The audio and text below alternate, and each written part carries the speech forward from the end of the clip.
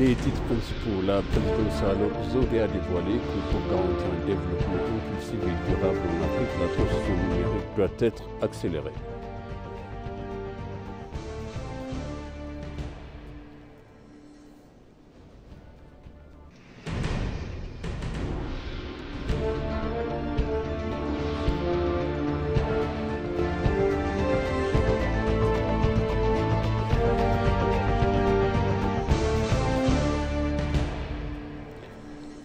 Bienvenue, chers téléspectateurs sur ABC, c'est moi Zalal Amourkana avec le journal. La présidence Zodé a dévoilé que pour garantir un développement inclusif et durable en Afrique, la transition numérique doit être accélérée. Une discussion entre les dirigeants du gouvernement et des institutions axée sur l'idée directrice de la numérisation pour la transformation de l'Afrique à la salle du mémorial de la victoire d'Adwa. La présidente a noté à l'occasion que la technologie joue un rôle irremplaçable dans l'exploitation du potentiel de l'Afrique, mentionnant que l'accélérer la numérisation est pratique pour faire face aux pressions et apporter des solutions rapides aux problèmes. La présidente a mentionné que l'expansion de la numérisation jouera un rôle important dans la création de l'Afrique prospère que nous souhaitons en 2063 selon l'ère européenne. Il a demandé aux dirigeants du continent d'y prêter l'attention afin que la prochaine génération excelle dans la technologie.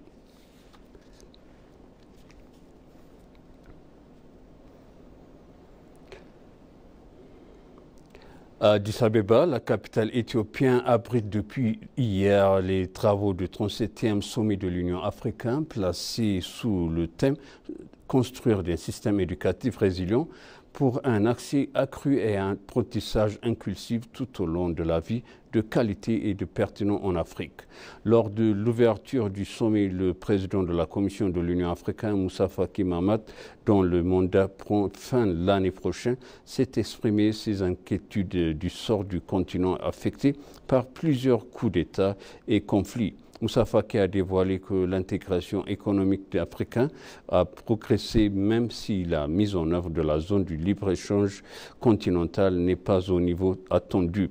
Le président de la Commission a remercié le secrétaire général des Nations Unies pour la lutte pour que le continent africain ait la position de la présentation qu'elle mérite dans les organisations internationales. En outre, il a salué la position du gouvernement sénégalais de prendre de considération la décision du Conseil constitutionnel du pays pour décider la meilleure voie appelant à la tenue des élections dans un court délai possible.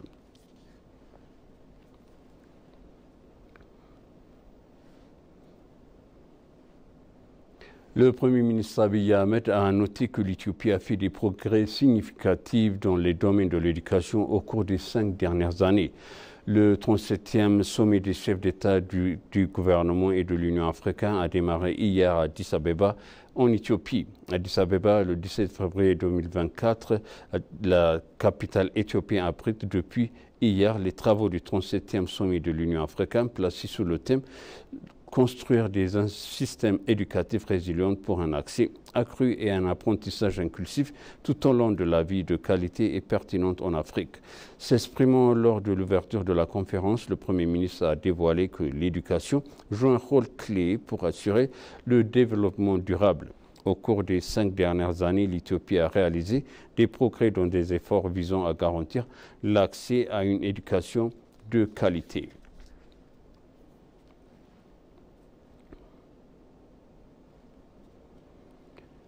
De même, le Premier ministre Abiy Ahmed a eu des discussions avec le président du Burundi, de l'Angola, du Mozambique et du Nigeria concernant les efforts du développement conjoint. Dans un message publié sur sa page du réseau social, le Premier ministre a noté que pour utiliser les ressources potentielles de notre continent, il souhaite développer la coopération et les valeurs de fraternité entre les pays membres. Le Premier ministre Abiy Ahmed a dévoilé qu'il a eu des discussions sur les efforts de développement conjoints avec le président de Burundi, de l'Angola, du Mozambique, du Nigeria, dans le cadre des discussions bilatérales en cours. Le Premier ministre Abiy a tenu des réunions bilatérales avec le président Paul Kagame du Rwanda et le président Théodore Obiang Nguema du Guinée équatoriale.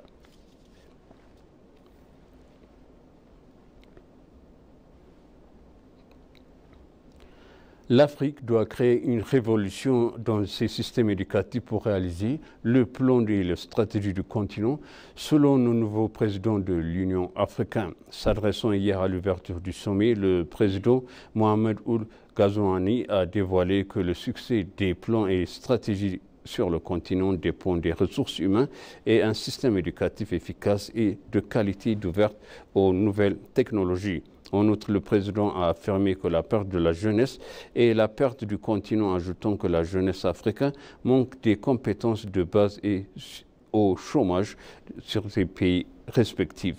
Il a souligné que l'Afrique doit résoudre les problèmes rencontrés dans notre système éducatif en raison de la faible accessibilité, des taux élevés d'abondance scolaire, en plus de la faible qualité et la formation et divers défis.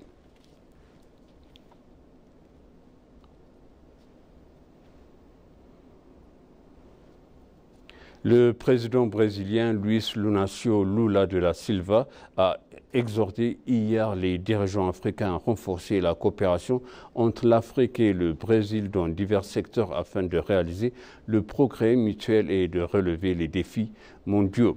S'exprimant hier à l'ouverture du sommet de l'Union africaine à Addis Abeba, Luiz Luciano Lula da Silva a déclaré que plus de 200 millions de Brésiliens se reconnaissent comme afro-descendants. Le président a exprimé la nécessité d'une ONU renforcée, notamment d'un Conseil de sécurité avec plus d'une grande représentation des pays africains et d'Amérique latine.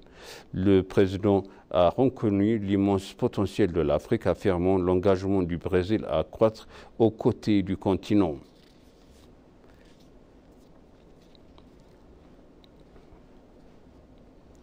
Et pour conclure, le journal, la PDG d'Ethiopian Telecom, Freude Tamro, a souligné la nécessité pour les pays africains de revoir leur politique et stratégie en vue de créer un environnement approprié pour accélérer la transformation numérique sur le continent.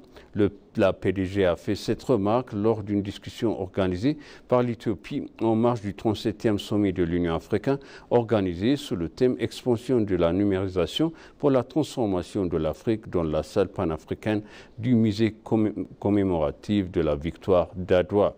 Dans sa représentation au forum de la discussion, la PDG d'Ethiopian Telecom a noté que les pays africains devraient avoir une politique attrayante et flexible pour encourager les nouvelles idées, les innovations et les investisseurs capables de soutenir de manière adéquate l'écosystème.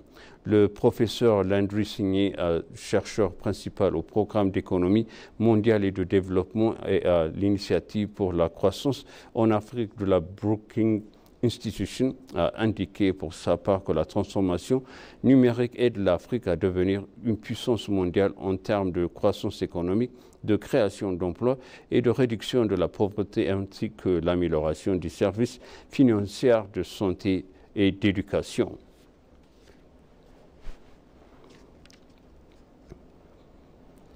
Et maintenant, je rappelle les titres principaux. La présidente Sahle-Work Zewde a dévoilé que pour garantir un développement inclusif et durable en Afrique, la transition numérique doit être accélérée.